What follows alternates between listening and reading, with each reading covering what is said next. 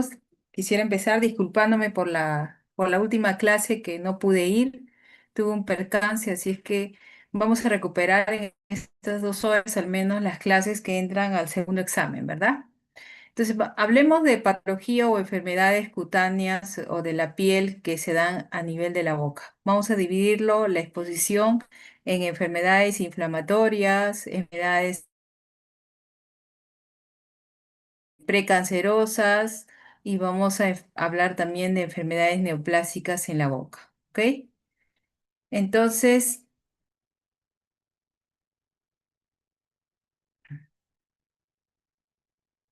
un momentito. Vamos a hablar de las lesiones inflamatorias, ¿ok? ¿Cuáles son las lesiones inflamatorias que van a afectar la boca? ¿Ok?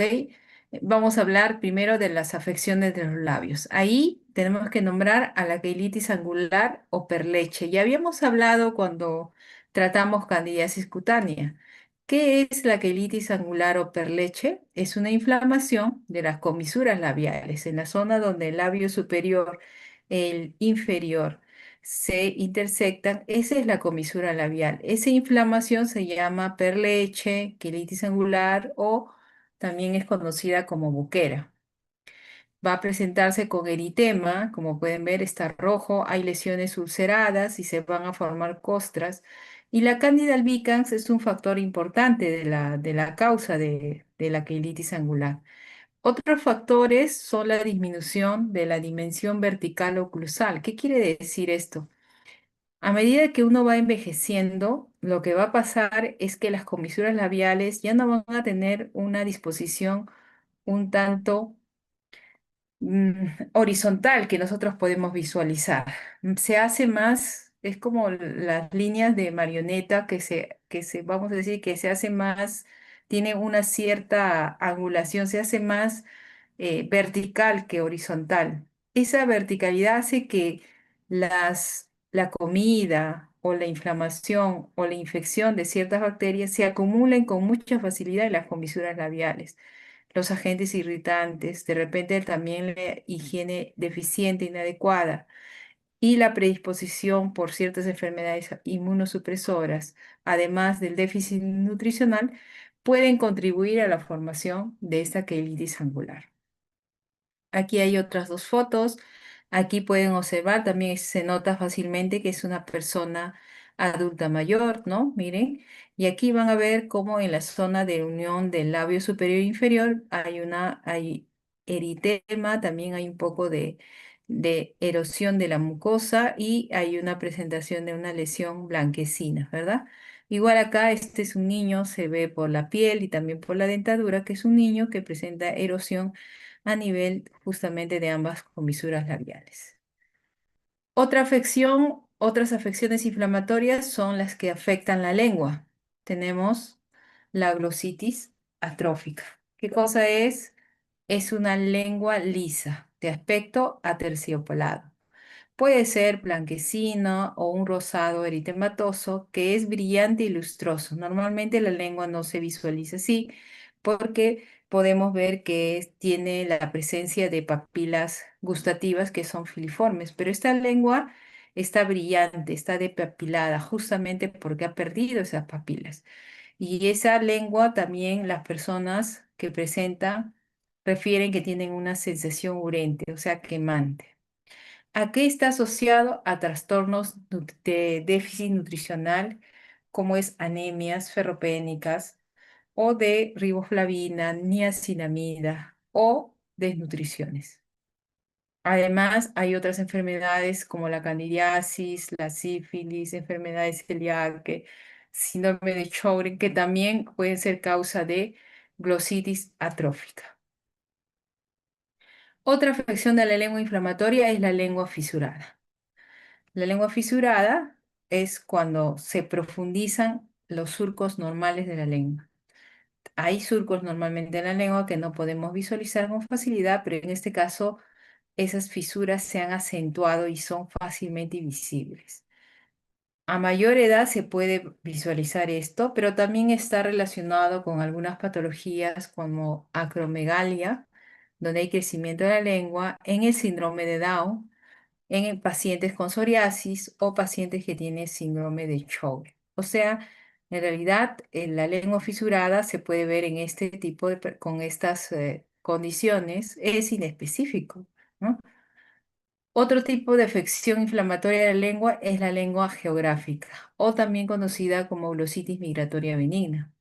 Se observan áreas localizadas de atrofia papilar de aspecto aterciopolado, rodeadas, dice, de bordes serpeginosos sobrelevados. Básicamente son estas áreas rojizas, ¿no? Que van resolviéndose y desplazando. ¿Qué quiere decir? Con el paso de los días, en este momento, por ejemplo, la atrofia, la depapilación se nota en las zonas más laterales, ¿verdad? Pero con los días eso cambia y va moviéndose, vamos a decir así. Por eso es una lositis migratoria benigna, porque va migrando. Y en esas zonas de papiladas puede haber una hipersensibilidad cuando se ingieren ciertos alimentos, tal vez calientes, picantes o irritantes. La causa no es conocida exactamente, pero se puede visualizar en pacientes que tienen diabetes, dermatitis atópica, dermatitis seborreica y en los pacientes con psoriasis también vemos lengua geográfica. Y otra afección de la lengua es es un síntoma, ¿no? La glosodinia o síndrome de boca ardiente es una sensación dolorosa, quemante y persistente, no solo en la lengua, sino en toda la cavidad oral.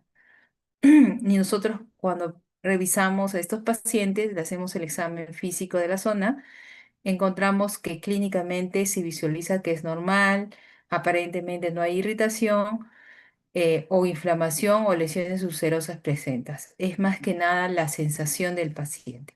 La etiología es desconocida y posiblemente esta glosodina acompaña las alteraciones anteriormente descritas de la lengua y también puede estar causado por deficiencias nutricionales, alteraciones hormonales, problemas hematológicos y de otros sistemas, ¿ok?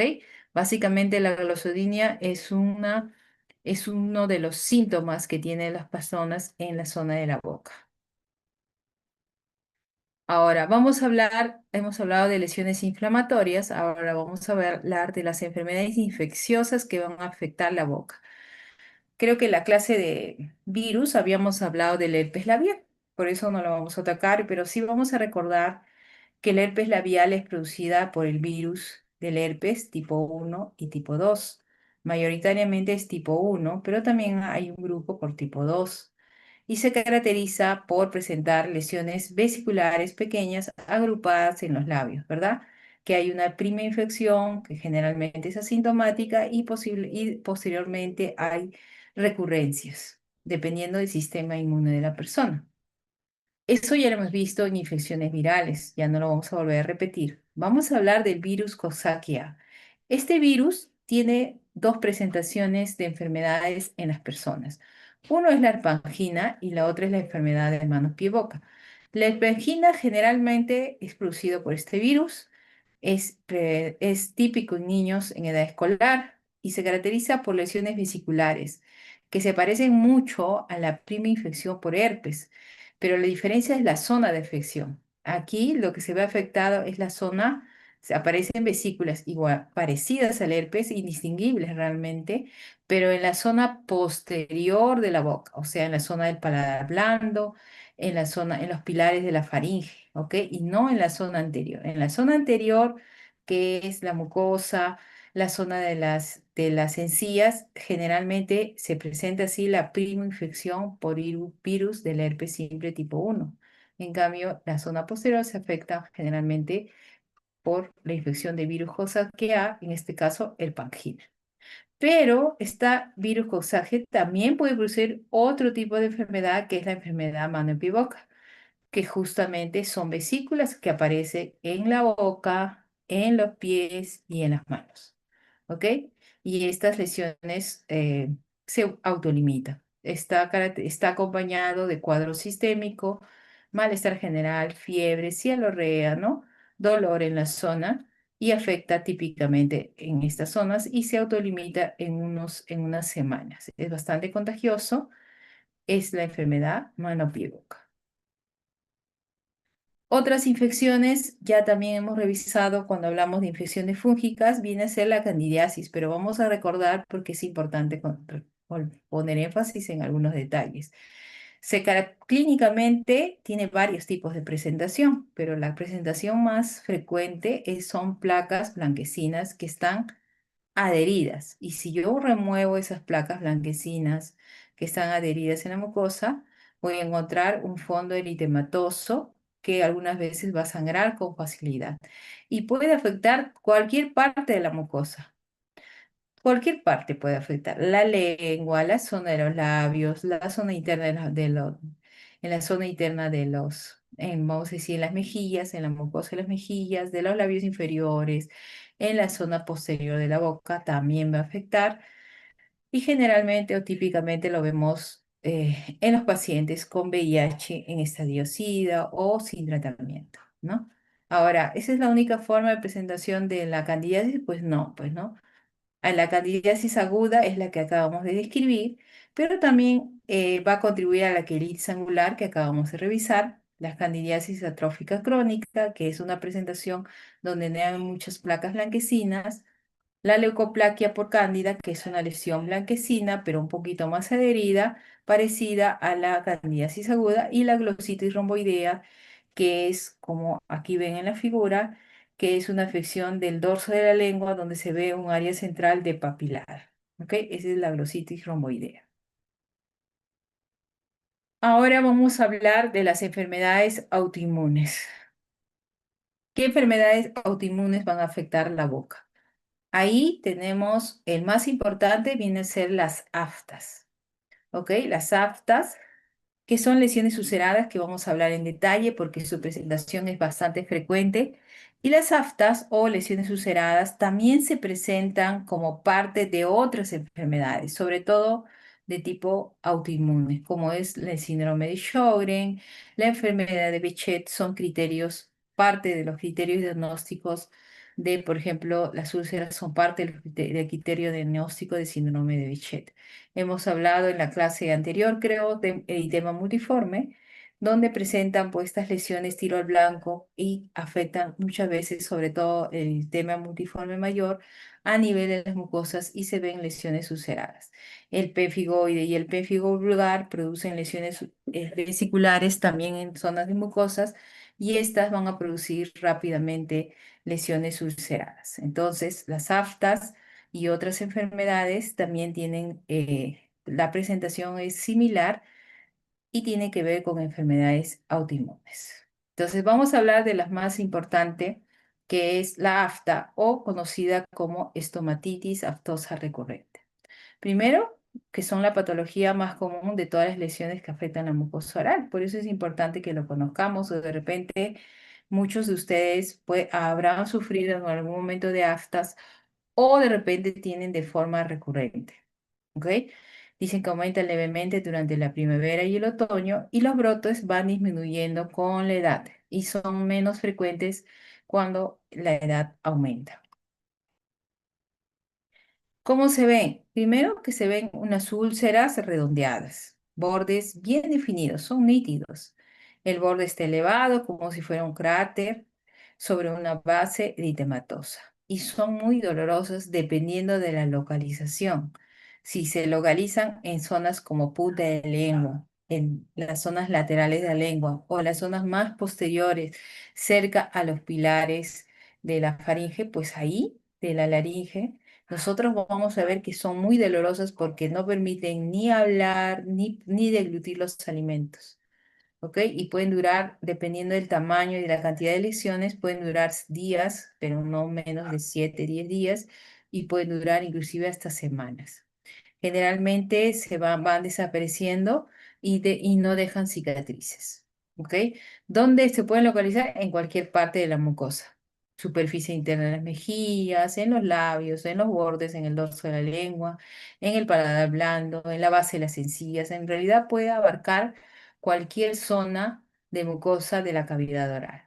Ahora, estas aftas se clasifican en tres grupos. Eh, enferme- este,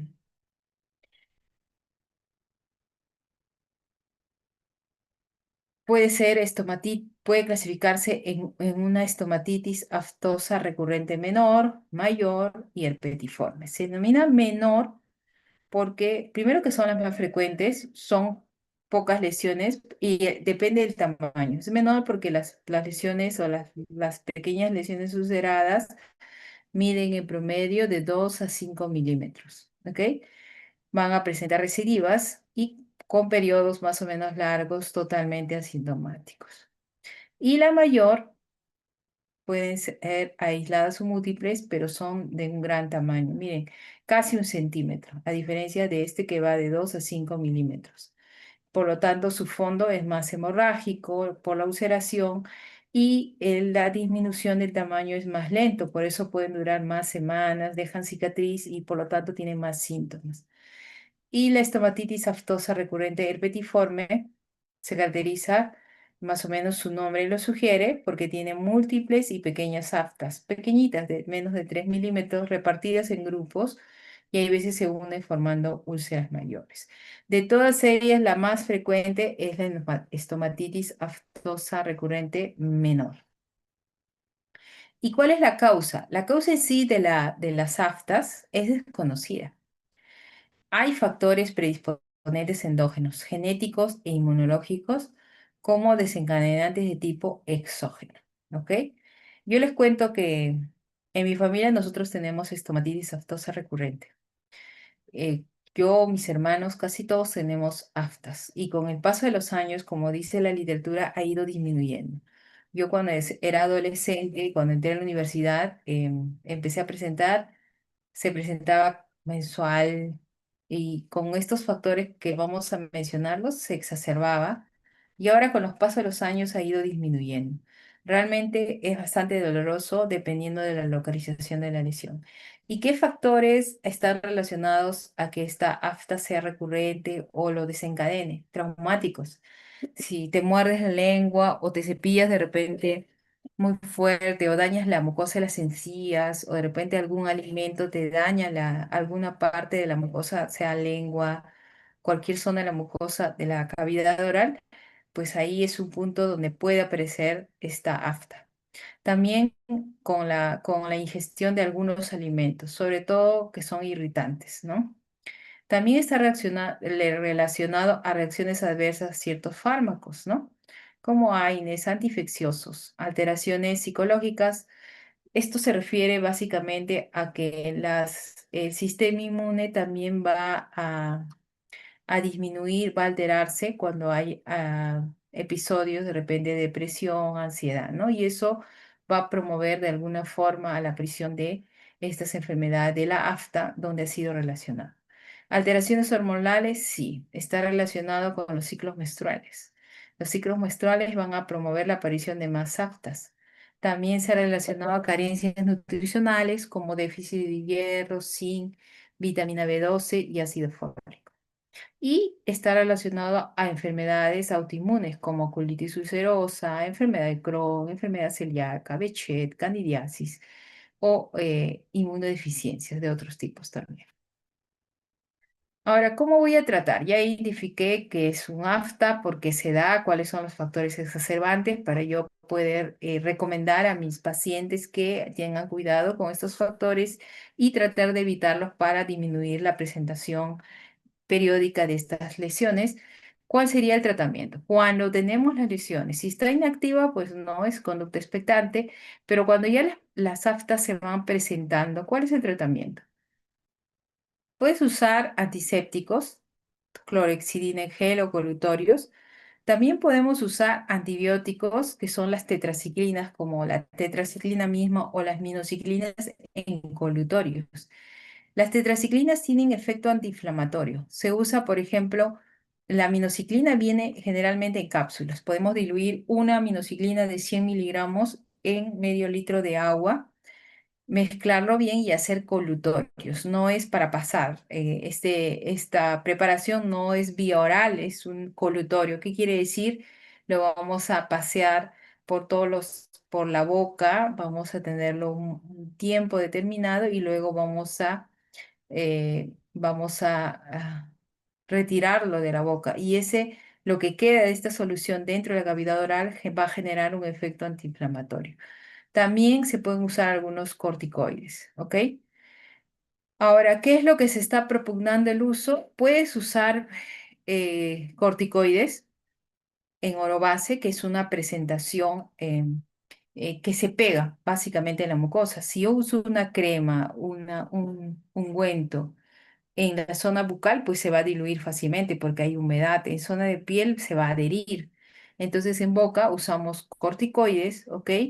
Que son antiinflamatorios, tipo triamcinolona, pero en oro base, en una presentación que se adhiere a la mucosa. Ahora actualmente se está utilizando una solución tópica, una de ácido hialurónica, el 0,2. Es una terapia eficaz y segura, refieren. En el Perú no tenemos todavía esto. Tenemos sí corticoides tipo clobetasol en presentación oro base para mandarlo a preparar. En brotes muy frecuentes o muy sintomáticas podemos usar una terapia sistémica con corticoides hasta la disminución de las lesiones, una terapia de mantenimiento y posteriormente la retirada, evitando los factores que están relacionados a su presentación. ¿Ok? Ahora vamos a hablar de los tumores benignos. Dentro de los tumores benignos, uno de los más frecuentes es el granuloma piógeno.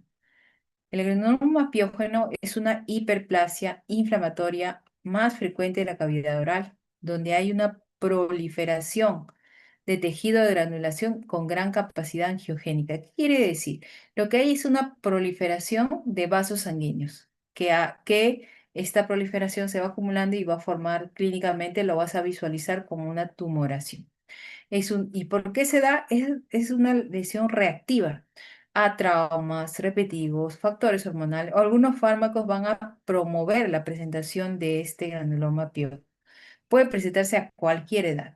Mire, se presenta así. Es una masa de crecimiento rápido, de consistencia blanda. Si ustedes lo tocan, realmente es blando porque lo que hay allí más son prácticamente puros vasos sanguíneos con tejido conectivo, por lo tanto es bastante blando, generalmente es pediculado, de color rojo por la sangre, tiene superficie lobulada, que quiere decir que tiene varios lóbulos. Como es una lesión friable, que quiere decir que se rompe con facilidad, podemos encontrarlo ulcerado. Y como está prácticamente tiene muchos vasos, pues tiene mucha tendencia a sangrar, prácticamente sangra con facilidad.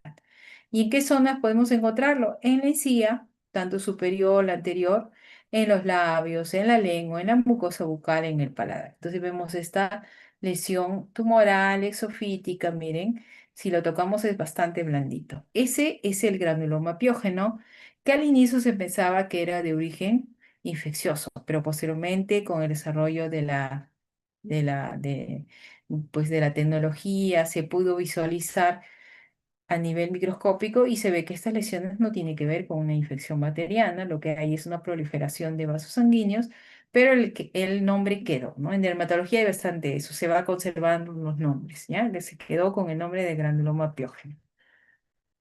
Otro tumor benigno frecuente en la cavidad oral vienen a ser los mucoceles. Seguramente ustedes han visto o de repente han tenido. El mucocele, como su nombre le dice, es una lesión que es una lesión que se deriva de las glándulas salivales, ¿ok?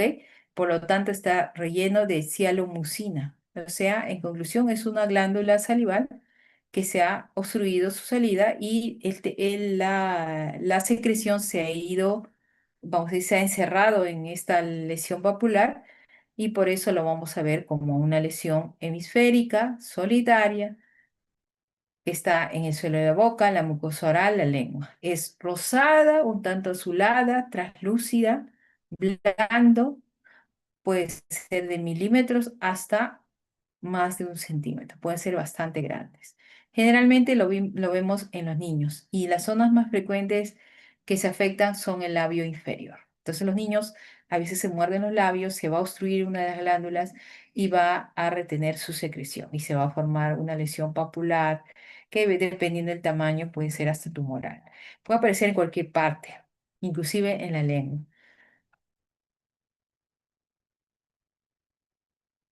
En caso de los mucoceles, el tratamiento ahí Puede ser de varias formas. Se puede retirar la lesión, puede hacerse crioterapia, puede hacerse decisión quirúrgica, puede hacerse electrocauterio, pero muchas veces hay que observarlos una temporada, ¿ok? Muchos de ellos remiten. Entonces hay que esperar. Si nosotros vemos un paciente con mucosele, pues lo que hay que hacer es darle un tiempo, ¿no? Decirle pues al niño y a la mamá que no se esté no esté manipulándose con la lengua o con los dientes la lesión. Muchas veces los niños tienen estas lesiones y lo que hacen ellos es jugar con los dientes, con los labios, con la lengua y genera pues que ese obstrucción de la salida de esta glándula persista en el tiempo y no se resuelve. Muchas veces nosotros lo observamos y después de un par de meses ha desaparecido la lesión. Entonces hay que observarlo antes del tratamiento quirúrgico. Ahora vamos a hablar de las lesiones premalignas. ¿Qué quiere decir? Que son lesiones potencialmente que se pueden transformar en lesiones malignas. Dentro de ellas, la más importante, una de las más frecuentes que nosotros podemos visualizar rápidamente en el paciente es la queinitis actínica. Seguramente ustedes, que son tan observadores, cuando han visto personas adultas, han observado que algunos en los labios inferiores tienen ciertas características, ¿no? Aquí, miren, se va a formar eritema, van a ver eritema, descamación, puede ver zonas induradas, a la palpación pueden estar duras inclusive como esta zona, erosionadas, o sea, que la piel se ha lastimado y que han formado costras. Generalmente eso va a pasar en el labio inferior. ¿Por qué? Porque una de las causas viene a ser el sol y el labio inferior es las zonas de la cara donde más nos va a llegar la radiación solar. Ahí es donde va a haber más incidencia de radiación solar. Entonces, crónicamente con el tiempo esta quelitis va a producir manchas, generalmente hiperpigmentadas. Mira, aquí pueden ver que el labio está seco, acá hay una mancha marrón, ¿ok? Aquí se puede ver que está inclusive un poco erosionado, hay formación de costras, va perdiendo elasticidad ese labio, algunas veces se tornó blanco, como aquí pueden ver, una leucoplasia labial, y también va a haber un borramiento del límite cutáneo mucosa labial, esa delimitación de color al menos entre el labio y la piel queratinizada se va perdiendo, ¿ok? Esos cambios en la piel, sobre todo en la piel del labio, sobre todo inferior, es queinitis actínica, ¿ok? Entonces afecta al bermellón del labio inferior y está ocasionada por la luz ultravioleta. Eso lo vamos a ver en gente generalmente de piel clara y gente adulta, ¿no? Pero ese daño no empezó a esta edad. Ese daño ha empezado cuando tenía su edad ustedes, ¿no? Recordemos que la radiación solar, el daño es acumulativo. ¿Qué quiere decir? Empieza en la adolescencia, en la juventud y posteriormente se va manifestando a mucho más edad. Es un desorden potencialmente maligno. Puede muchas veces eh, transformarse en un carcinoma de células escamosas, un carcinoma epidermoide. Y tiene un potencial de malignización variable de acuerdo a los estudios. Puede variar del 11 al 36, pero es importante, por eso hay que tenerlo en cuenta, sobre todo para disminuir su posibilidad de ir hacia un carcinoma epidermoide. Ese viene a ser la queilitis actínica. ¿Ok? ¿Cuál es el tratamiento de la quilitis actínica? Aquí no lo he puesto. El tratamiento primero es quitar los factores que están relacionados. ¿Qué quiere decir? Si es una persona adulta, pues debe usar sombrero, debe usar eh, bloqueador solar y muchas veces si su piel de su labio está seca, usamos cremas hidratantes labiales típicas. Hay específicamente para los labios con cierta cantidad de factor de protección solar que tienen un poco de sustancias bloqueadoras del sol que ayudan a disminuir el daño persistente del sol al labio. Y dos, quitar otros factores, ¿no? De repente, factores mecánicos. Y si sospechamos ya de una patología premaligna, se hace una biopsia y luego se hace tratamiento. Puede ser retiro de la lesión con cirugía, puede ser crioterapia también, ¿ok?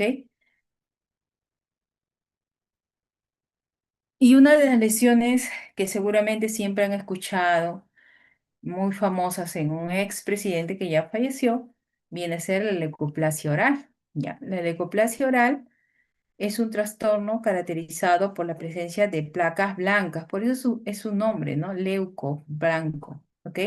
En la mucosa oral, que se presenta con un riesgo cuestionable de transformación maligna. ¿Qué quiere decir? Que es una lesión que puede transformarse en maligna.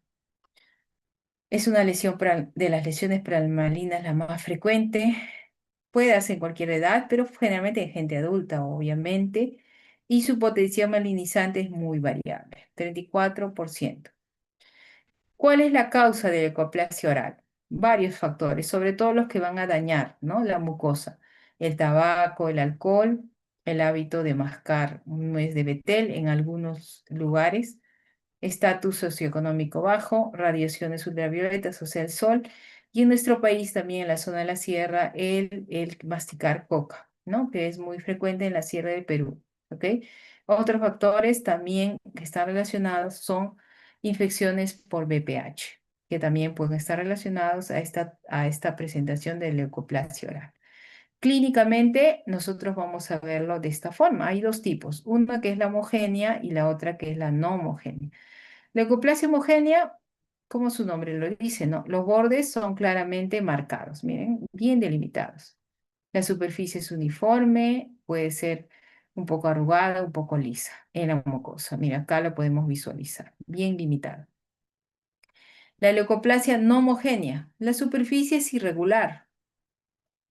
Estas tienen más riesgos de malignificación y incluye variantes de leucoeritoplasia. ¿Qué quiere decir? Que hay zonas, puede haber zonas blancas, como esta bien delimitada, pero acompañada de zonas más eritematosas, ¿no? O sea, es como si estuviera entremezclado las zonas blancas con las zonas eritematosas. También dice tienen un mayor riesgo de malignizar cuando la leucoplasia se encuentra en la suela de la boca, en la cara ventral de la lengua y en la zona de las comisuras. El diagnóstico de la leucoplasia oral es un diagnóstico es clínico. Básicamente, si nosotros vemos lesiones blancas en la mucosa oral, en este caso hay que hacer diagnóstico diferencial con candidiasis, ¿verdad? Entonces yo tengo que tratar, si es una candidiasis con placas blancas típicamente, pues yo tengo que tratar de remover a ver si puedo quitar. Si le puedo retirar esa lesión blanquecina sobre la mucosa, probablemente es una candidiasis, pero si no puedo quitarla, una gran posibilidad es una leucoplasia oral. La biopsia, toda leucoplasia se tiene que biopsiar. Miren, la biopsia de las lesiones leucoplásicas son, ¿para qué? ¿Para diagnosticar leucoplasia? No. Son para descartar la presencia de displasias o carcinomas. ¿Estamos ante una alteración premaligna o ya estamos ante un cáncer? Dice, el 60% de los carcinomas de la mucosa oral se presentan como lesiones blancas hiperkeratosis. Por eso hacemos las biopsias. O sea, una lesión blanca en la boca es una leucoplasia. Tengo que hacer una biopsia. ¿Para qué? ¿Para diagnosticar leucoplasia? No, para descartar que ya de repente ya estoy ante un cáncer. El diagnóstico diferencial de una leucoplasia, pues es que ya sea un cáncer, ¿no? O que sea una lesión inflamatoria por lesiones químicas o físicas, o una candidiasis de repente, ¿no?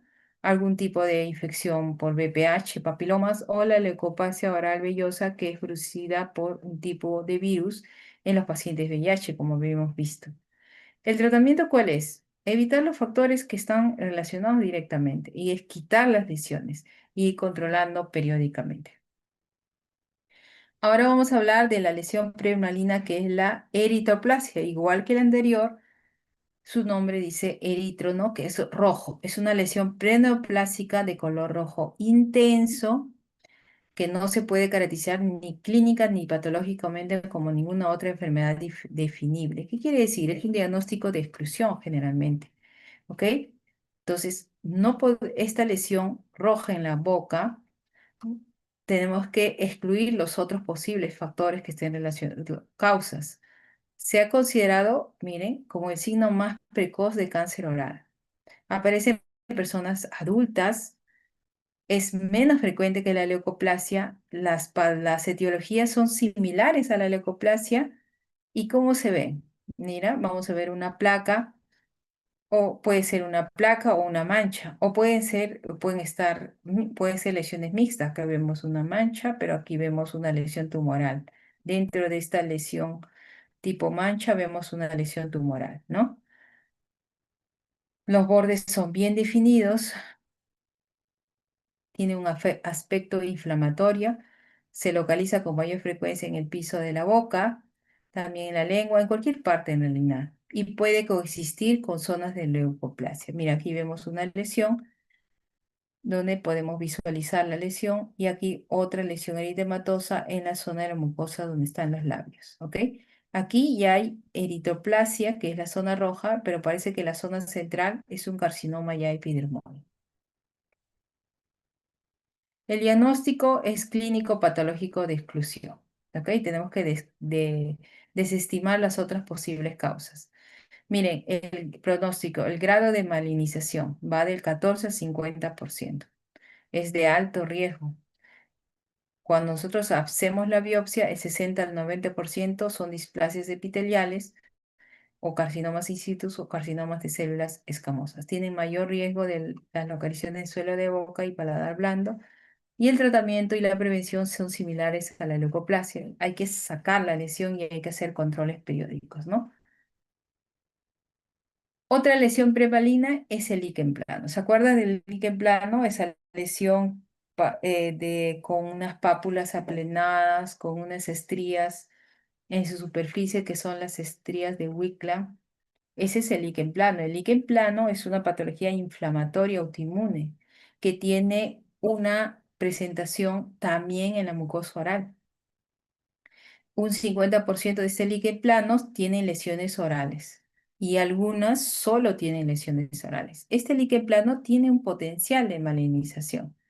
¿Se acuerdan de las lesiones? En nivel de la mucosa, generalmente se ve algo reticular, ¿ven? Va a ser un retículo. Líneas blanquecinas ramificadas, entrelazadas en un fondo un tanto eritematoso. Generalmente es asintomático, bilateral, ¿ok?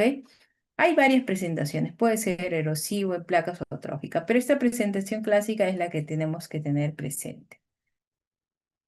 Y por último, ahí vamos a hablar de cáncer oral. Generalmente la mayoría de cánceres en la boca son carcinoma de células escamosas, un carcinoma epidermoide, y está relacionado con daño en la zona, consumo de tabaco, consumo de alcohol, infecciones virales, infecciones por VPH. ¿Y cómo se ven? Manchas, placas o tumor, puede ser blanco o rojo, que no cicatriza. Ese es uno de los criterios. Miren, que no cicatriza. Aquí vemos una lesión, este es en la zona lateral de la lengua y vemos una erosión, ¿no? Y vemos una lesión que inclusive es un tanto exofítico. La localización más frecuente es el borde lateral de la lengua y el suelo de la boca. Ese es cáncer oral. Entonces, toda lesión blanquecina, eritematosa o lesiones con síntomas que no cicatrizan, pues debe hacerse una biopsia. Una vez hagamos la biopsia, definiremos si es un cáncer o si es una lesión que todavía no es un cáncer, como una leucoplasia o una eritoplasia, y haremos el tratamiento ablativo y controles posteriores. ¿Tienen alguna pregunta? Esa es toda la exposición de lesiones de patología oral. ¿Alguna pregunta? Todo claro, doctora. No, doctora. Ya. Entonces vamos a pasar a COVID, ¿ok? Voy a cargar que es el último tema para que empiece, para que se dé su segundo examen, ¿verdad?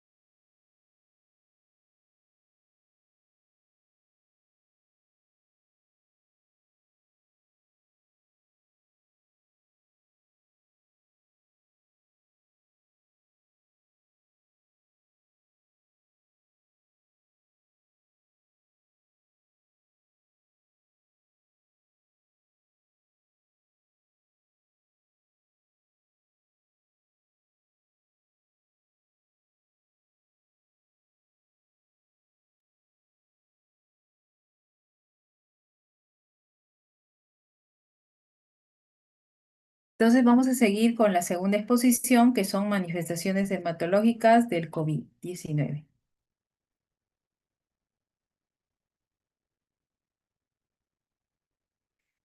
Bueno, eh, el COVID-19 fue una enfermedad infecciosa, o es en todo caso una enfermedad infecciosa, causada por un virus que se denominó SARS-CoV-2. Este virus, al ingresar al cuerpo, produjo la enfermedad que se llamó COVID-19, con un gran compromiso clínico inicial a nivel respiratorio, porque era la zona de ingreso del virus, pero este virus se diseminaba por todo el cuerpo, sobre todo en zonas donde tenía mayor cantidad de receptores, porque recuerden que los virus necesitan receptores. Los receptores para que los virus que este virus encaje o que ingrese hacia nuestro organismo en determinadas células, viene a ser los receptores de angiotensina 2. Estos se encuentran con mayor intensidad en algunos tejidos, como el aparato respiratorio y también el aparato digestivo y en otros epitelios. Por lo tanto, los virus producían más sintomatología de acuerdo, vamos a decir, a la mayor cantidad de receptores. Producían sintomatología respiratoria, algunos cuadros extrapulmonares como digestivos y también tuvieron presentación cutánea, que es lo que motiva esta exposición. Aquí hay un cuadro bastante interesante que eso es el que resume prácticamente toda la exposición. Primero el virus SARS-CoV-2, va a ingresar por ciertas células a través de este receptor que acabamos de mencionar. Una vez que el virus ingresa, producía una degeneración vacular a nivel de la piel, va a producir también queratinocitos dañados apotóticos, va a producir un efecto citopático directo con sintomatología en los diferentes sistemas. A nivel cutáneo, el ingreso del virus o el daño directo del virus producía o produjo varias presentaciones cutáneas. Exantemas. Los exantemas son lesiones generalizadas, como las eritrodermias, algo así, ¿ok? Entonces había exantemas morbiliformes, que son lesiones papulares, exantemas urticariformes, porque son lesiones parecidas a la urticaria, y exantemas variceliformes, que son lesiones generalizadas, pero con vesículas, ¿ok? Esto producía el virus directamente en el queratinocito. Pero una vez que el virus ingresaba a nuestro organismo, generaba una respuesta inmune donde se movilizaban células del sistema inmune, pero también se activaba todo lo que es el sistema inmunológico humoral, ¿ok? Y esa activación de todas estas sustancias antiinflamatorias producían una tormenta de citoquinas que era prácticamente la etiología de toda la morbimortalidad que se veía en COVID-19. ¿Ok? Entonces, esta respuesta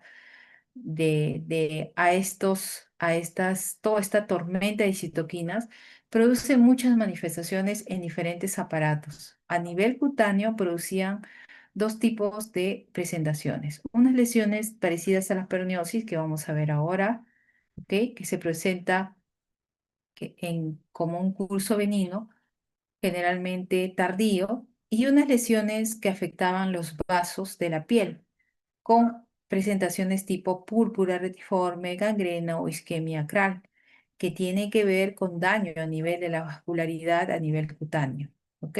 Entonces, podríamos verlo esto en pacientes que tenían una gran respuesta inflamatoria desencadenada por el ingreso del virus, ¿no? Y había algunos marcadores que estaban relacionados a esta tormenta de citoquinas, como era el aumento de la ferritina, dímero D, y aumento de interleuquinas tipo 1, 6, 8, factor de necrosis tumoral. Entonces, ¿cómo se veían las manifestaciones cutáneas por infección del COVID-19? Mire, aquí están los porcentajes y aquí están las presentaciones. Había erupciones maculopapulares en este porcentaje, hasta un 77%, lesiones tipo urticaria y angioedema, patón tipo acral parecido a los sabañones, lesiones vesiculares, patrones parecidos al livedo reticularis y purpúricos. Pero además de la presentación, de las diversas presentaciones que vamos a ver a continuación, aquí este cuadrito es muy interesante porque se relaciona las presentaciones clínicas con la severidad del COVID-19. Miren, cuando el cuadro de COVID-19 era leve, moderado o grave, estaba relacionado a ciertas presentaciones cutáneas. ¿Qué quiere decir esto? Que si nosotros, por ejemplo, en un paciente veíamos livedo o necrosis, muy probablemente era un COVID-19 agresivo, grave, con mucha tasa de morbo y mortalidad. Si encontraban lesiones solo maculovapulares, tipo urticaria, erupciones vesiculares, era un COVID moderado. Y si encontraban lesiones acrales, tipos sabañones, pues eran COVID-19 de tipo leve en general. Entonces vamos a ver, ¿qué son las manifestaciones cutáneas tipo pseudosabañones? Los sabañones son lesiones eritematosas que se da generalmente a nivel acral a la exposición de la piel al frío. Cuando algunas personas se exponen al frío, las zonas más distales tienden a tomar un color medio eritematoso, violáceo. Esos son los sabañones, ¿ok? Los sabañones o las lesiones de tipo perniosis. Estos son los pseudosabañones, porque estos no están expuestos al frío. Lo que hay aquí es una reacción por la infección del COVID-19. Entonces son similares a sabañones, por eso son pseudosabañones, donde se presentaban en pies y manos. ¿Y qué síntoma estaba asociado? Prurito y dolor. Mira, aquí vemos otra lesión, ¿ven? En las zonas más distales, en las zonas de los pulpejos. Y aquí vemos con afección de algunos dedos más que otros, son dactilitis. Y aquí vemos también en el dorso de los dedos de la mano, podemos ver estas lesiones eritematosas. También habíamos visto que había lesiones, erupciones de tipo vesicular, ¿ya? Son vesículas, erupciones bulosas, parecidas a la varicela, similares al sarampión, y aquí podemos visualizar, ¿no? Muy de cerca vemos que tienen costras porque la lesión primaria ha sido una vesícula. ¿Ok? Miren, ven acá, múltiples lesiones. ¿Dónde aparecían generalmente? En el tronco. ¿Y cuál era el síntoma que estaba asociado? Prurito leve. Prurito leve. Otra presentación eran las lesiones urticariales, ¿se acuerdan? Lesiones urticariales que se parecen a la urticaria. No son urticarias, son lesiones parecidas a la urticaria. Entonces, la urticaria son lesiones edematosas, rojizas, de diferentes formas, que migran en diferentes zonas del cuerpo asociadas a prurito. Entonces, el COVID-19 también presentó síntomas parecidos. Erupciones maculopapulares, que son máculas eritematosas y pápulas similares a piriasis rosada, generalmente en tronco, asociadas también a prurito. Mira, dice exantema, máculo papular, COVID-19, neumonía bilateral, que recibió diferentes fármacos. Miren, el diagnóstico diferencial es respecto a una toxicodemia es bastante difícil y eso es lo que vamos a ver a continuación.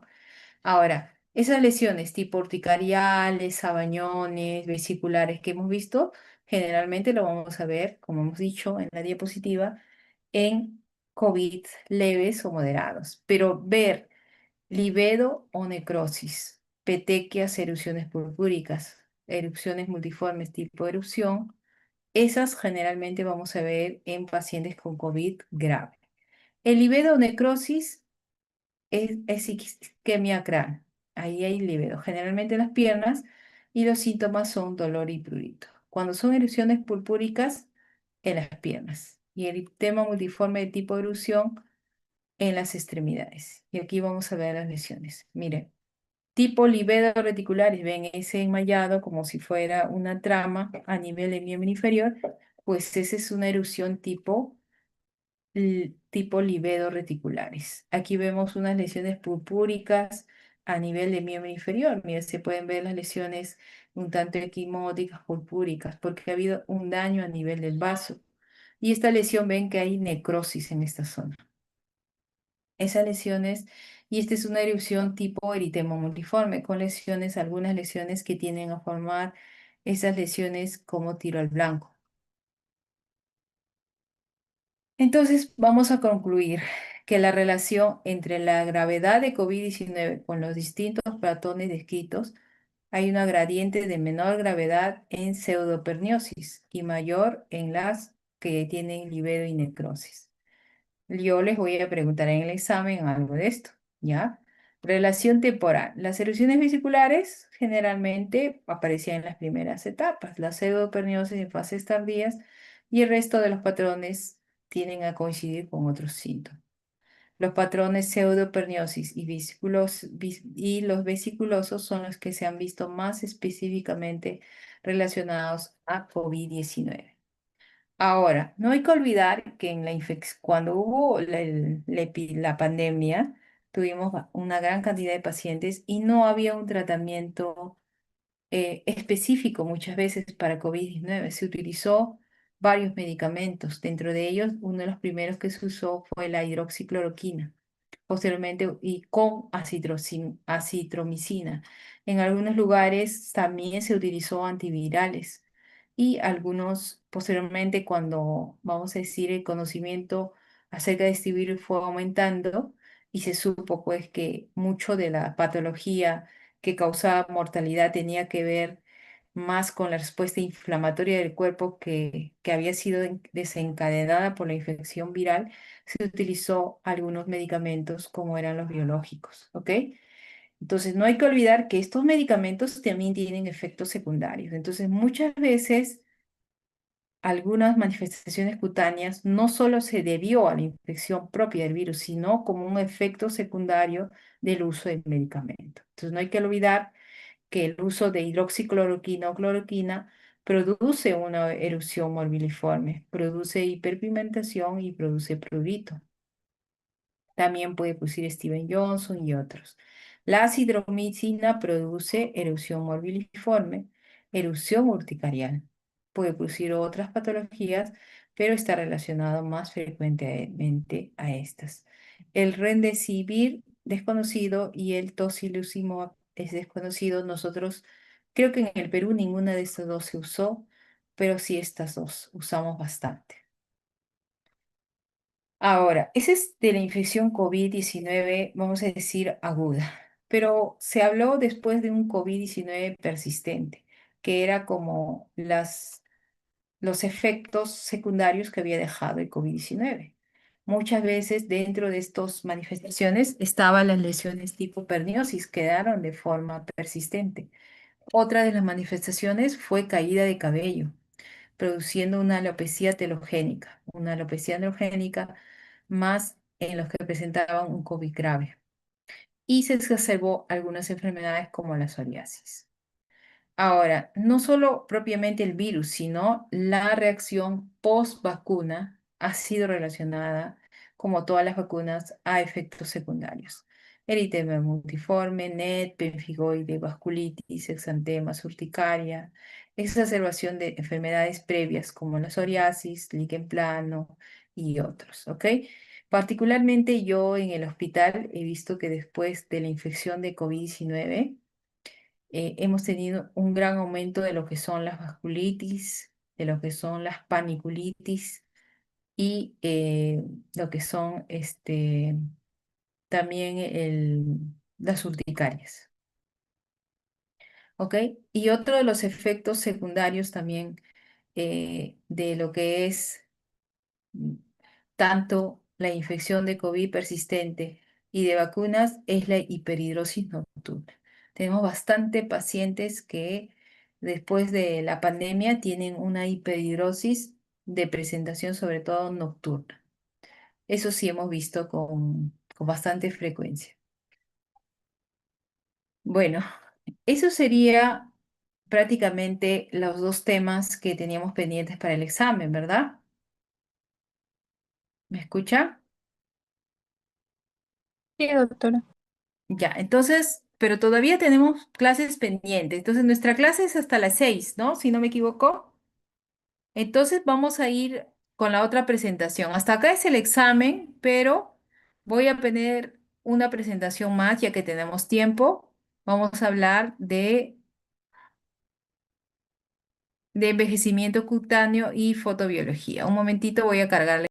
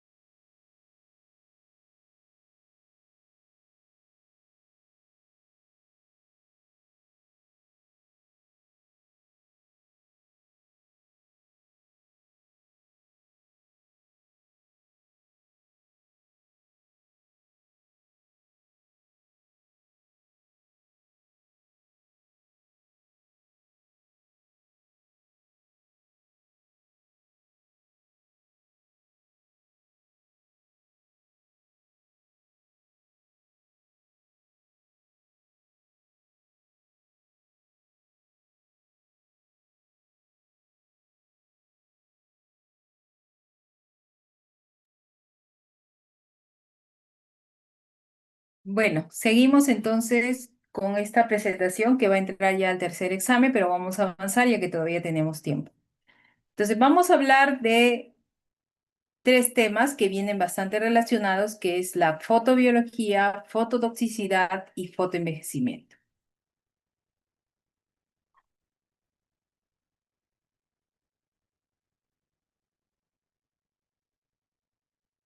¿Qué es la fotobiología? La fotobiología es una ciencia que estudia el efecto de la radiación no ionizante sobre los seres vivos, ¿ok? No ionizante. ¿Qué quiere decir? La radiación ionizante, donde está, por ejemplo, los rayos X, eso lo estudia otro, vamos a decir, que va a ser estudiado por otro tipo de ciencia. En cambio, la fotobiología estudia el efecto de la radiación no ionizante. ¿Sobre quién? Sobre nosotros, los seres vivos. Ahora, la de tipo dermatológica estudia los cambios en la piel por efecto de la radiación no ionizante de tipo ambiental. ¿Cuál es la más importante? Pues la radiación solar. Entonces, la fotobiología dermatológica estudia el efecto del sol en nuestra piel. Pero para hablar de eso, primero tenemos que hacer recordar o recordar algunos puntos. Primero, gracias a las capas que tenemos a nivel de la atmósfera, no toda la radiación alcanza la superficie de la Tierra, ¿no? Nosotros tenemos este planeta donde tenemos pues la parte, vamos a decir, compacta, que es propiamente la zona terrestre, el agua y una superficie atmosférica que rodea prácticamente la zona de mm, de la geósfera, donde está estructurado de una forma que, si bien es cierto, la radiación del sol va a penetrar, pero penetra una cantidad mínima, porque si penetrara en su totalidad o más de lo que entra, realmente no habría vida en la Tierra, ¿ok? Un tercio de esa energía, miren, se va a reflejar, se va a absorber y se va a dispersar en la atmósfera. Ahora, el espectro de la radiación solar que alcanza, o sea, que ingresa, que llega a la superficie terrestre, se distribuye en, miren, lo que entra a la superficie terrestre en luz ultravioleta, que es un 5%, y esa luz ultravioleta tiene varios tipos. La radiación ultravioleta de tipo A, de tipo B y de tipo C. También la luz visible, que es el 45%, y la infrarroja que corresponde al 50%. Y aquí está, miren, la luz visible. Este es lo que alcanza, este viene a ser la luz visible, la radiación ultravioleta y esta es la radiación infrarroja. ¿Ok? Aquí lo podemos ver en este cuadrito.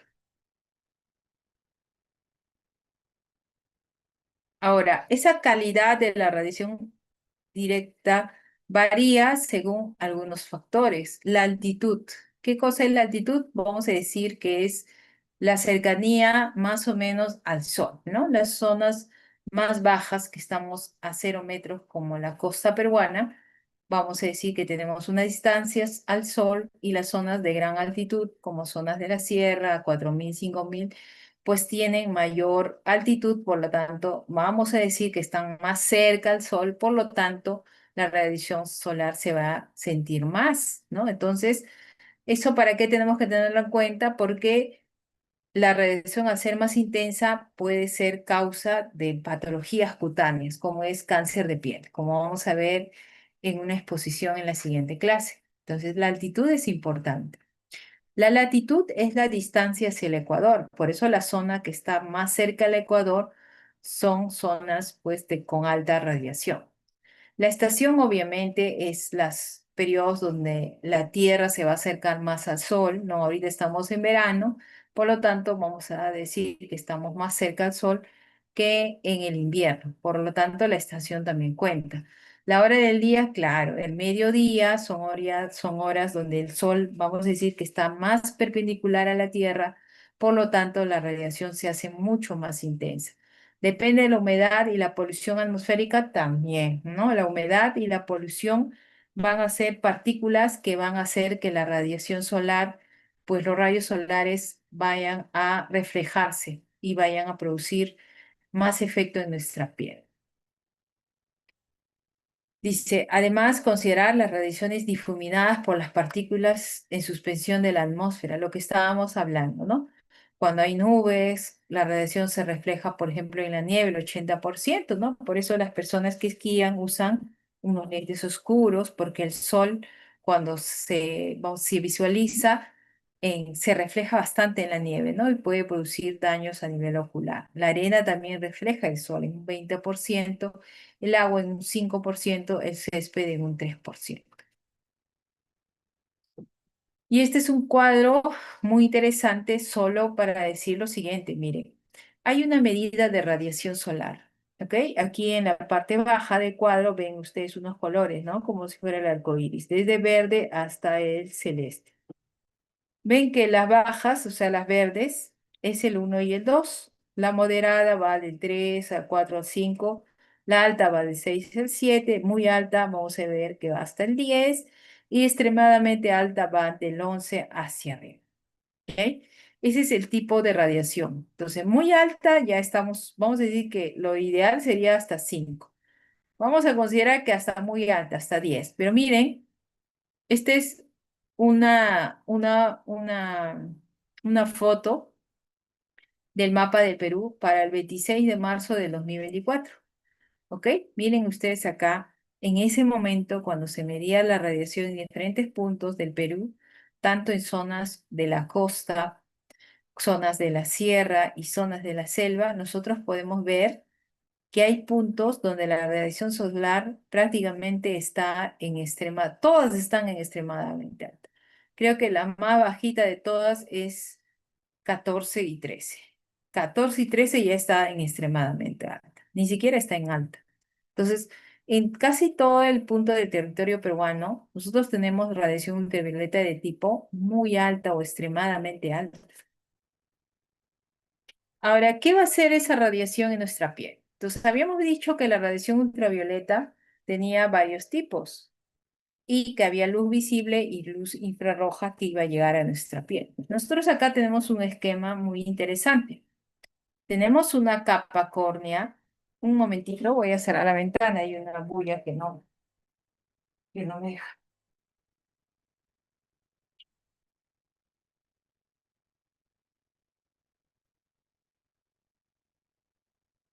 Ya. Entonces aquí vemos los diferentes tipos de radiación proveniente del sol y aquí vemos esquematizado las capas de la piel. Vemos la capa córnea, el resto de la epidermis, la dermis y el tejido graso que es la hipodermis. Miren, la radiación ultravioleta va a ingresar hasta la epidermis. La radiación ultravioleta de tipo A va a llegar hasta la dermis, al igual que la radiación de luz visible. Pero la infrarroja, miren, penetra hasta el tejido graso, hasta la hipodermis se va. Entonces, como penetra toda la epidermis, el daño es directo. Va a producir alteraciones inmunosupresión, va a producir cáncer cutáneo. ¿Por qué? Porque la inmunosupresión se produce porque hay un daño de las células de Langerhans. El cáncer cutáneo porque se produce a partir de los queratinocitos. Si penetra en la epidermis, daña los queratinocitos. ¿Va a haber un daño indirecto también? Sí, porque esta radiación no solo va a dañar directamente a los queratinocitos, sino va a generar radicales libres. Y estos van a producir inmunosupresión, fotoenvejecimiento y también están relacionados con cáncer cutáneo. Entonces, cuando aquí hay un esquema, perdón, de los efectos de la radiación ultravioleta. La radiación ultravioleta de tipo B que penetra hasta la epidermis, produce eritemas, quemaduras, cáncer, disminución de la inmunidad.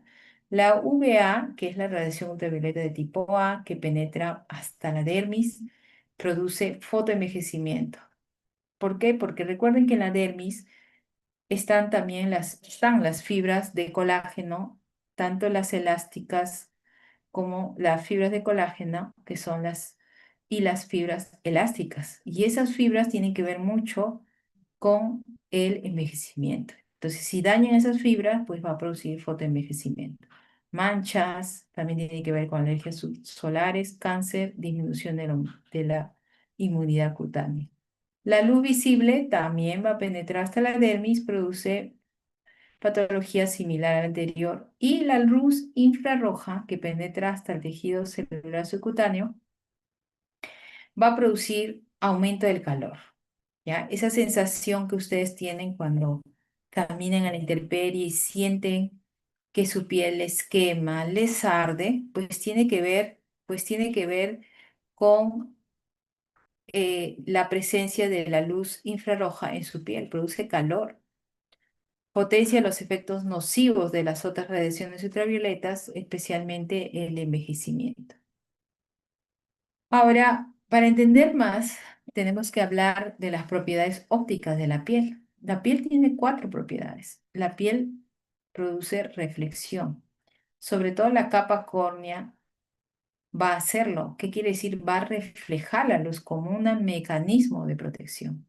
Difusión, una vez que se absorbe el calor, lo va a difuminar la capa córnea y lo va a hacer también por la melanina. Absorción, lo va a absorber, sobre todo en la capa córnea, la melanina. Los carotenoides y la hemoglobina van a absorber la luz. Y la transmisión son lo que va a ir penetrando a la piel a otras estructuras.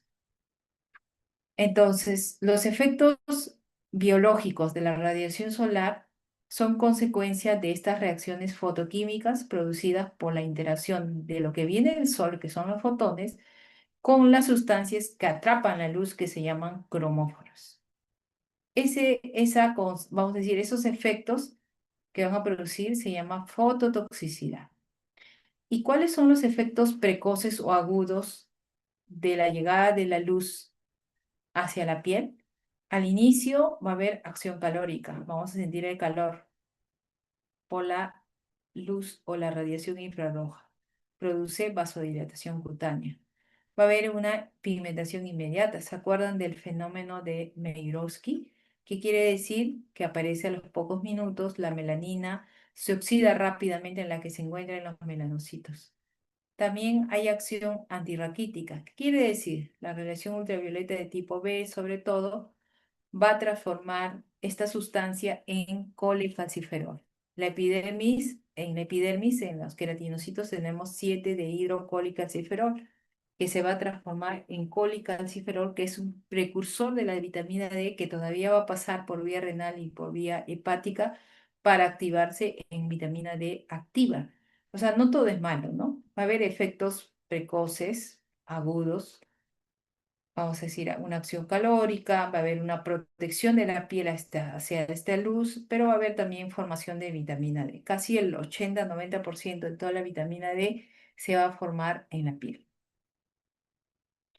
¿Y qué otros efectos tenemos? Hay efectos retardados. Se va a formar un eritema actínico con la vasodilatación.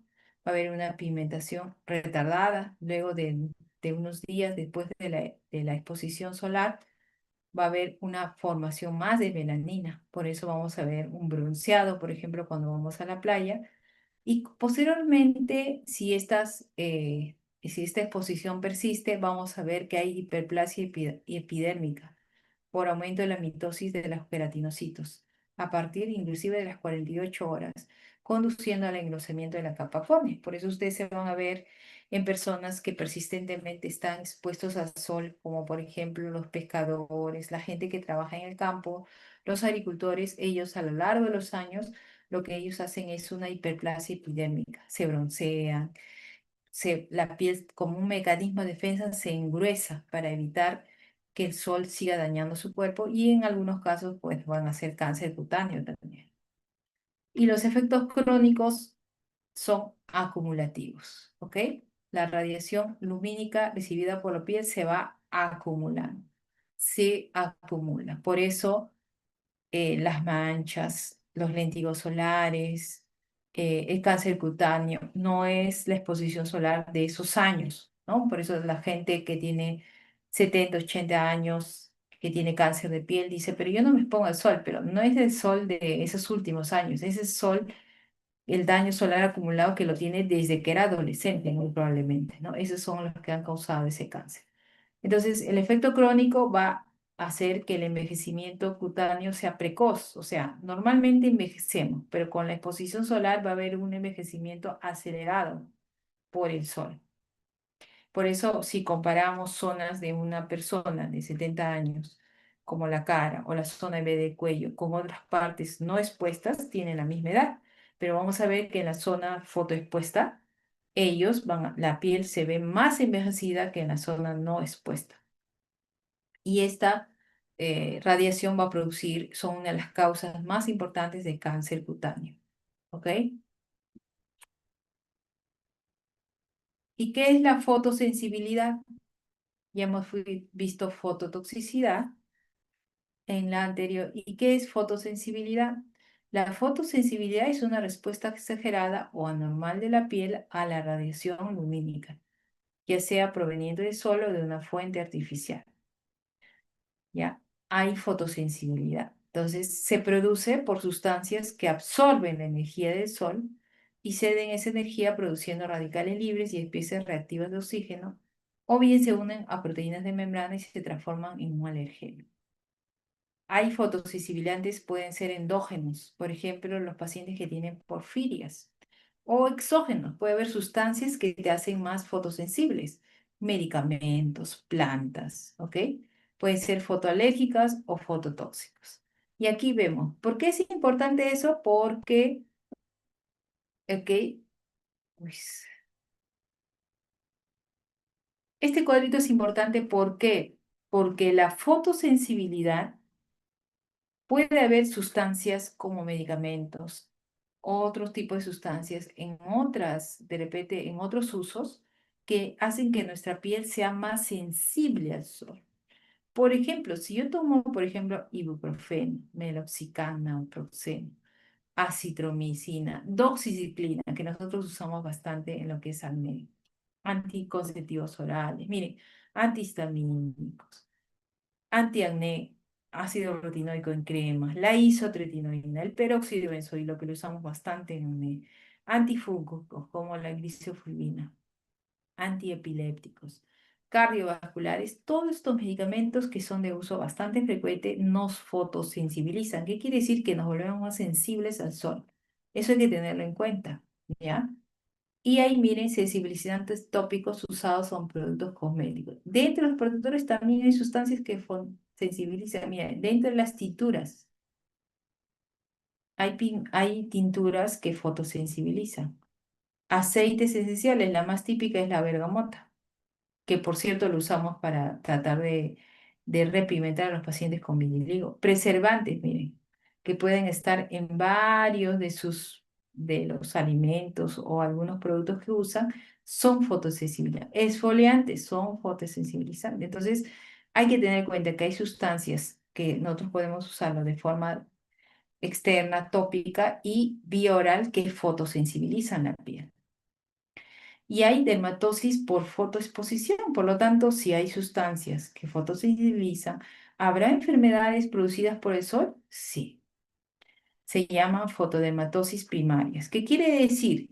Que no es una patología propiamente donde la parte más importante, vamos a decir que lo más importante de esa patología es que hay una reacción directamente al sol.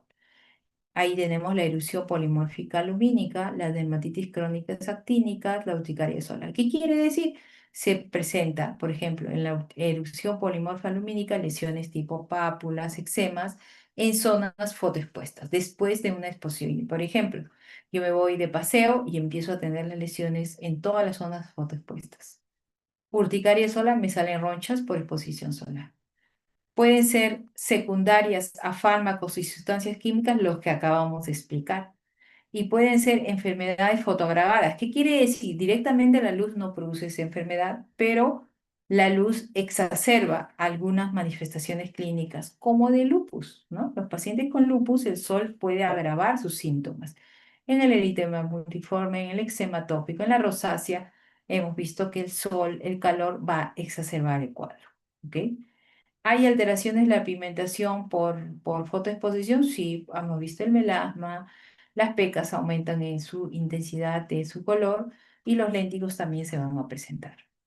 Ahora, ya sabemos qué es lo que nos ocasiona el sol. Va a producir daño a ciertos niveles, nos va a producir fotosensibilidad y enfermedades que están relacionadas a la presentación de la exposición solar, pero también hay efectos benéficos buenos como es la producción de vitamina D. Entonces, si queremos disfrutar del sol, tener los efectos benéficos y evitar los efectos perjudiciales, pues aquí tenemos algunas medidas. Entonces, debemos hablar de fotoprotección. ¿Cuáles son las medidas de fotoprotección? La estrategia más importante son las modificaciones de comportamiento y hábitos relacionados con la exposición al sol. ¿Qué quiere decir? Que tenemos que tener en cuenta que si estamos en unas zonas, por ejemplo, de gran altitud, más cerca al sol, zonas cercanas al Ecuador, estamos al mediodía, pues tenemos que tener una mayor protección del sol. Debemos conocer eso. ¿Y qué cosa podemos usar para protegernos? Primero, una fotoprotección física o de barrera. ¿Qué quiere decir? Tengo que usar ropa adecuada si voy a estar todo el día en exposición solar, no sé, o por ejemplo, soy trabajadora, soy ambulante, soy pescador, pues tendría que usar una ropa que me cubra, ¿no? Por ejemplo, ahora hay unas ropas como para los que hacen este deporte del surf para niños que son manga larga, para que no se quemen, por ejemplo, la espalda, los brazos, ¿no? Podemos usar sombreros de ala ancha, más de 8 centímetros, gafas de sol para evitar daños a nivel de los ojos. Podemos usar medios de barrera, pero también podemos usar agentes fotoprotectores, como son los bloqueadores solares, en zonas que generalmente nosotros siempre exponemos, como es la cara o el dorso de las manos, son áreas o la zona B de cuello, ¿no? Entonces, ahora vamos a hablar de eso.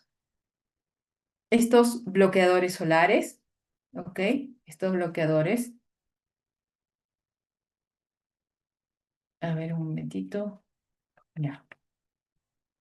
Entonces vamos a hablar de los bloqueadores solares. Creo que en un momento me preguntaron, entonces aquí esperemos que no quede ninguna duda, ¿ya? Los bloqueadores solares han ido mejorando con el tiempo, ¿no? Bastante. Al inicio teníamos filtros físicos, que quiere decir que eran compuestos inorgánicos, que su función principal era reflejar físicamente la radiación ultravioleta. Funcionaban como espejos. Ahí tenemos el óxido de zinc y el dióxido de titanio. O sea, lo que hacían era que la luz de la radiación ultravioleta tipo A y B rebote y no se absorbe. Por eso generalmente estos filtros físicos son más frecuentes en los bloqueadores de los niños o de mujeres embarazadas o de pacientes que tienen eh, alguna dermatosis que lo sensibiliza bastante, ¿ok? Entonces causa menos irritación. Pero también tenemos filtros químicos. Estos filtros son compuestos que se absorben en la piel y que absorben la radiación ultravioleta. Entonces, la luz entra, pero esta sustancia lo termina de absorber. Disipa la energía como calor o luz. La mayoría de los filtros químicos absorben radiación ultravioleta de tipo B. La mayoría actúa contra la radiación ultravioleta de tipo B, pero habíamos visto que la radiación ultravioleta de tipo B generalmente penetra hasta la epidermis. La que penetra más, ¿cuál era? La radiación ultravioleta tipo A, la infrarroja y la luz visible. Son los más comunes en el mercado. Incluyen estos, mira, sinosato, dioxibenzona, ensulisol, y hay muchos nombres un poco difíciles de pronunciar, que son los filtros químicos, pero tienen efectos negativos. Como estos se absorben, muchas veces producen reacciones alérgicas, producen neurotoxicidad y efectos hormonales perjudiciales. Por eso los bloqueadores solares no están indicados en niños menores de 6 meses. Es preferible usarlos en niños a partir de los 2 años, pero si bien sí se van a exponer al sol, ¿no? A veces las personas desconocen y quieren usar bloqueadores hasta de niños pequeñitos, ¿no? Lo llevan a la playa, le echan un montón de bloqueador, probablemente les proteja al sol, pero le va a producir reacciones alérgicas, ¿no? Entonces, hay que tener en cuenta esto para indicar, ¿no? Entonces, Por eso cuando hay bloqueadores solares, los pediátricos, los que son para niños, tienen más filtros físicos que químicos. Miren, en el año 2014 las benzofenonas, que son parte de estos tipos de filtros químicos, fueron nombradas alergenos del año. Estamos 2014, ¿ah? No es que sea muy atrás tampoco. Ahora, con el paso de los años, los bloqueadores no solo tienen filtros, no solo tienen pantallas, tienen también enzimas reparadoras. Miren, estas T4 endonucleasa y 5 enzimas bacterianas son encargadas de reparación de ADN. O sea, hay reparador. Una vez que, que la luz ingresa a la piel y daña el ADN, estas enzimas pueden reparar el ADN. Y también hay antioxidantes, ¿ok? Al exponer la piel a la radiación ultravioleta se producen cambios, ¿ya? Que, o sea, la luz al entrar a la piel, al tener contacto con los queratinocitos, van a producir ciertos radicales libres y estos radicales van a ser neutralizados por unos agentes antioxidantes enzimáticos, como la superóxido dismutasa, el glutatio, la catalasa, o antioxidantes no enzimáticos, como la vitamina E y la vitamina C.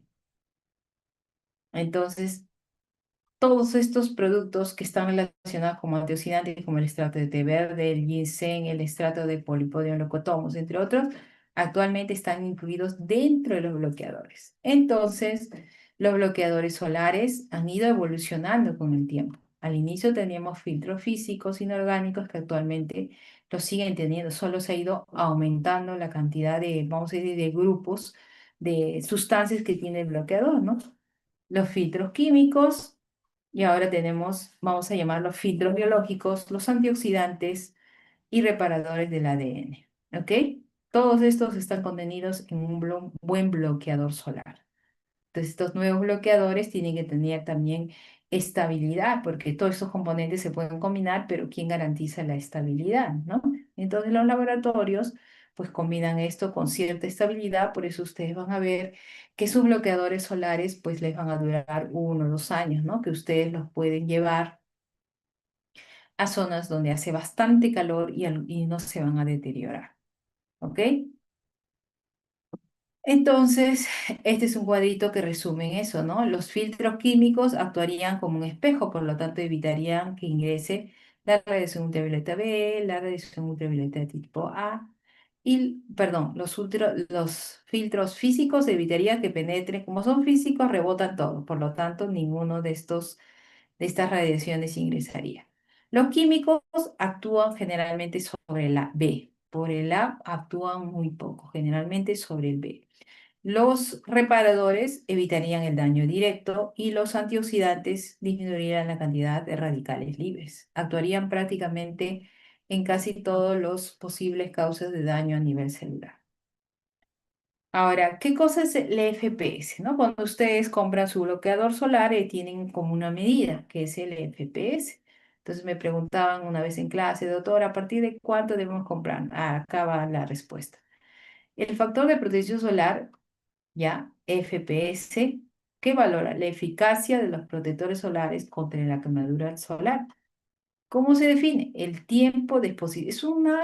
Es un cociente del tiempo de exposición solar necesario para producir el eritema mínimo detectable en la piel con el efecto sin ningún tipo de protección, con el efecto con el filtro solar. O sea, se compara, ¿no? Si tú te quemabas, vamos a decir, hasta que aparezca eritema en 15 o en media hora, en 40 minutos, con el bloqueador en cuánto tiempo. Ese cociente es el factor de protección solar.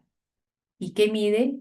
Generalmente la protección frente a la radiación ultravioleta de tipo B. Por eso ustedes cuando vean ay, perdón, cómo se ve aquí, es FPS y generalmente dice factor de protección solar UVB. No, no dice mucho UVA. El factor de protección solar, por ejemplo, 25, protege, miren, contra el 92% de la radiación ultravioleta B, el 30 contra el 97% y el FPS 50 contra el 98% de la radiación ultravioleta de tipo B. ¿Qué quiere decir? Si ustedes miran, la diferencia es muy escasa. Con FPS 30 yo voy a protegerme del 97% y con un FPS de 50, mira, la diferencia ahí parece grande, pero protejo prácticamente aumenta en uno el porcentaje de cobertura, de protección contra el sol. ¿Qué quiere decir eso? Con un FPS de 45 prácticamente es casi igual a la de 100, porque acaso solo nos falta un 2%. ¿Ok? Entonces, en conclusión, un FPS mayor de 45 basta para tener una buena protección solar. Entonces, no hay un consenso sobre la medición del factor de protección contra la radiación ultravioleta A, porque la que hemos visto es contra UVB. Entonces, va a depender de otros factores. Entonces, no solo es importante qué FPS tiene mi bloqueador, sino la cantidad que me aplico y cuántas veces me aplico. La cantidad aplicada es uno de los factores más importantes para ver efectividad del uso de bloqueador solar. ¿Qué quiere decir? Yo puedo tener un FPS 100, pero si me echo muy poquito, pues no tengo un buen efecto protector, o si me echo pocas veces. Entonces, generalmente se recomienda 2 miligramos por cada centímetro cuadrado, o en su defecto en cara, generalmente es como echar la pasta dental en el segundo y tercer dedo de la mano. Ustedes echan eso es lo que debe ir en toda la cara. Se recomienda aplicar 20 minutos antes de la exposición solar y volverlo a aplicar cada 2 a 3 horas, dependiendo de la exposición solar. Y ahora, por último, vamos a hablar del envejecimiento cutáneo. El envejecimiento cutáneo es un proceso de disminución de la función máxima y de la capacidad de reserva en todos los órganos del cuerpo, lo cual lleva a la enfermedad y la muerte. Es un proceso multifactorial que comprende factores intrínsecos, genéticos, obviamente, y factores extrínsecos. ¿Ok? El envejecimiento intrínseco, ¿qué quiere decir? Tiene que ver prácticamente con factores de nuestro propio cuerpo, genéticos, heredados, envejecimiento cronológico, asociado con el avance de la edad, es un proceso continuo, universal y irreversible, sin relación con factores ambientales. ¿Qué va a producir en la piel? Pues se va a adelgazar, va a verse resequedad, arrugas, atrofia, cambios en pigmentación. ¿Y cuáles son las teorías del envejecimiento cutáneo? ¿Por qué nosotros envejecemos? Primero, vamos a hablar del estrés oxidativo. El estrés oxidativo resulta que cuando hay metabolismo de todas las sustancias que van a ingresar a nuestro cuerpo, sea vía oral, vía inhalada, pues esta sustancia va a salir transformada y en esta transformación se va a dar un metabolismo, un cambio de estructura molecular y se va a formar radicales libres. ¿Ok? Y estos radicales libres van a producir daño a nivel del ADN de las células y esto está asociado con diversas enfermedades cardiovasculares, neurológicas, degenerativas y ciertos tipos de cáncer y está relacionado propiamente con el envejecimiento. También habla de que hay una mutación del ADN mitocondrial. ¿Ok? La disminución en la capacidad de reparación del ADN y mutaciones está asociado con un envejecimiento acelerado y el daño del ADN acumulado tiene un papel importante en el proceso de envejecimiento. Entonces, mutaciones del ADN mitocondrial también está relacionado, y las hormonas, ¿no? Las hormonas sexuales de las gónadas, de la hipófisis, de las glándulas suprarrenales disminuye gradualmente con la edad, y esta disminución pues lleva al deterioro de varias funciones, dentro de ellos la piel. Y de estos factores, el más conocido es el telómero, ¿no? Los telómeros juegan un papel fundamental en la división de las células, ¿no? Eh, los telómeros son pequeñas estructuras que se encuentran más distales a nivel de los cromosomas, y ellos, cada vez que la célula se va dividiendo, va disminuyendo su tamaño, ¿no? Y la longitud, por ejemplo, el tamaño de estos telómetros puede utilizarse para estimar, por ejemplo, la edad biológica de un niño, porque cada vez que se divide se va disminuyendo. Llega un momento en que la célula ya no tiene telómeros, ha envejecido bastante y va a producir muerte celular. ¿Ok? Entonces, esa es la teoría. Vamos a decir que es el cronómetro que la naturaleza tiene para que nuestras células pues, no sean inmortales, ¿no?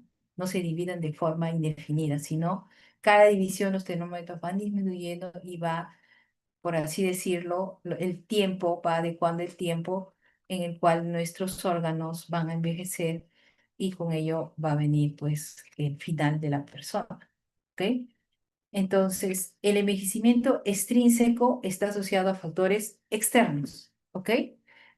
¿Puede haber factores que aceleren mi envejecimiento? Sí. Uno de ellos acabamos de verlo, la radiación ultravioleta. Ahora, el consumo de ciertas sustancias como el tabaco, la contaminación, el alta ingesta calórica también contribuyen al envejecimiento. Ujú. Exceso de radicales libres en mi dieta o exposición en un cierto trabajo también puede aumentar el envejecimiento. Mm, la contaminación atmosférica. Y acá vamos a hablar que la restricción calórica está asociada a largo plazo con menor daño oxidativo del ADN mitocondrial. Eso es lo que se habla nuevamente, ¿no? Entonces, se propugna, por ejemplo, yo creo que Dios nunca se equivoca y él habla del ayuno, ¿no? Ahora se ha visto que en épocas de ayuno el cuerpo hace, vamos a decir, se da un proceso de autofagia. ¿Qué quiere decir? Que cuando hay menos ingesta calórica, el cuerpo es como si tuviera más tiempo para revisar todas las células y si hay algunas que están alteradas, mutadas, con daño a nivel del ADN, pues van a ser fagocitadas, destruidas, ¿no? Esto se ve a partir de la Segunda Guerra Mundial, cuando las personas, prácticamente los judíos, salen de los campos de concentración y estas personas que habían sufrido pues largas déficits calóricas porque prácticamente por la alimentación que tenían, pues estas personas llegan a ser muy longevas, ¿no? Y los empiezan a estudiar y dicen, ¿por qué si tienen una gran restricción calórica, cómo es que aumentó su tiempo de vida? Y una de las explicaciones es esta, ¿no? Que la restricción calórica da tiempo al cuerpo para hacer como una especie de revisión si hay alguna alteración del ADN y destrucción de estas células. Ahora, ese es a nivel en general. Ahora, en el envejecimiento cutáneo, ¿qué va a pasar? ¿Qué va a pasar en nuestra piel con el paso de los años? Como lo está pasando en mi piel, lo que yo estoy mucho más de edad de ustedes, ¿no? En el estrato córneo, ¿qué va a pasar? Va a haber una reducción de lípidos, cambios en su estructura. ¿Y cómo lo vamos a ver? Hay una disminución en la retención de agua, o sea, la piel se va a secar más. Por eso en las personas adultas su piel es más seca y la barrera se va a alterar. Por eso cuando usan esas personas, mientras más adultos sean, algunas sustancias tópicas, cremas, que antes usaban y no les pasaba nada, ahora sí van a tener cierta reacción porque el estrato córneo se ha reducido y ha alterado su estructura. ¿Qué va a pasar a nivel de la epidermis? La epidermis también se adelgaza. Va a haber un enlentecimiento del recambio de queratinocitos y disminuyen los melanocitos. Por lo tanto, si es más delgada, es más vulnerable al trauma mecánico, menor contracción de heridas y susceptibilidad a la exposición solar, mayor riesgo de neoplasia, justamente porque hay menos cantidad de melanocitos que producen menos melanina y esta melanina era para protegernos del sol, ¿se recuerdan? Entonces, estas personas van a tener mayor riesgo de neoplasias, van a tener vulnerabilidad al trauma mecánico, lo que les comentaba en una clase, ¿no? Mientras más adultos son las personas, se hacen moretones con mucha más facilidad, por ejemplo, en los brazos o cuando se golpean esas heridas, sanan con cierta dificultad, ¿no? Justamente por alteración en la epidermis. Y a nivel de la dermis, ¿qué vamos a ver? También se adelgaza, también va a haber una alteración y pérdida de colágeno, inclusive, ¿no? Va a haber una disminución de la elastina, va a disminuir la vasculatura, atrofia de las glándulas sudoríparas, aplanamiento de las papilas nérmicas. ¿Cómo se va a presentar clínicamente? Es más vulnerable al trauma mecánico. ¿M? Por eso las heridas son más profundas, va a haber un retraso en la curación de estas heridas, va a disminuir la elasticidad y se van a formar las arrugas, va a haber fragilidad capilar, miren, a púrpura senil, lo que yo les decía hace un momento, va a haber alteraciones en la termorregulación, obvio, va a haber por eso en los niños y en los adultos mayores va a haber los famosos golpes de calor, ¿no? Porque hay una atrofia de las glándulas sudoríparas y una de sus funciones más importantes es la termorregulación y va a haber formación fácil de ampollas por daño de la unión dermoepidérmica, claro. Entonces, cuando caminan, cuando hay fricción, rápidamente su piel se va a lesionar y van a formar ampollas. Y va a haber cambio en la pérdida transepidérmica de agua, menos hidratación. ¿Va a haber alteraciones en la respuesta inmune? Obviamente. Todo lo estructural va a repercutir en su función inmunológica. Va a haber daño grave con irritantes, disminución de la respuesta de defensa, a mayor daño en la fotoexposición, ¿ok? Cambios en la respuesta neurológica, pérdida de la sensibilidad por disminución de la velocidad de conducción, mayor riesgo de lesiones accidentales. Entonces, esos son los cambios que vamos a ver a nivel de la piel.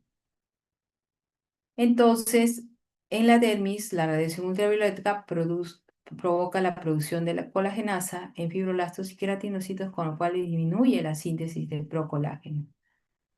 La reparación del ADN de los fibroblastos se deteriora y conduce a la disminución de colágeno y elastina. Miren, esta es una foto muy bonita en el que se ve una persona, que es este señor de 69 años, que él era un conductor de camión durante 28 años. Y ustedes pueden ver claramente una diferencia entre el lado izquierdo y derecho, ¿no? Es evidente su diferencia, ¿ya? Este señor era un conductor, ¿no? Manejaba en el lado derecho, por lo tanto, esta parte es la que estaba expuesta al sol, la que estaba al lado de la ventana, y esta otra parte es la que estaba, vamos a decir, menos expuesta. En esta misma persona que comía lo mismo, que estaba expuesta a las mismas toxinas. Entonces, uno de los factores acá, prácticamente el que se puede aislar, es la radiación ultravioleta, ¿verdad? El sol. Aquí no se puede hablar de que usaba solo una sustancia en este lado que en el otro, un poco difícil. Parece que el único causante, miren, de esta alteración es el sol y se ve claramente la diferencia. Aquí hay arrugas más marcadas, aquí hay la piel más redundante, inclusive tiene una coloración diferente con el lado derecho. Y por eso el sol aumenta el fotoenvejecimiento. Ahora, clínicamente lo vamos a ver como elastosis solar, que es ese cambio medio amarillento de la piel, mayor rugosidad, desarrollo precoz de arrugas profundas, queratosis, léntigos, aparición gradual de telangiectasias, y hay tipos vamos a decir, hay una clasificación de las verrugas para que lo conozcan, ¿no? Para que lo memoricen, ¿no? El tipo uno sin arrugas, miren, entre los 20 y 30, ustedes están en ese grupo, prácticamente no tienen arrugas. El tipo 2, que quiere decir al movimiento, ¿ok? ¿Qué quiere decir? Cuando la persona deja de moverse, las arrugas tienden a desaparecer. El tipo 3, más o menos yo estoy acá ya, arrugas en reposo. ¿Qué quiere decir? Que no importa si estamos en reposo, ahí las arrugas son obvias, ¿no? Y van apareciendo cambios como telangiectasias, queratosis, ¿ok? Y las arrugas en el tipo 4 severo, se ven muchas lesiones por fotoenvejecimiento y lesiones malignas también. Son 4 tipos en todo caso.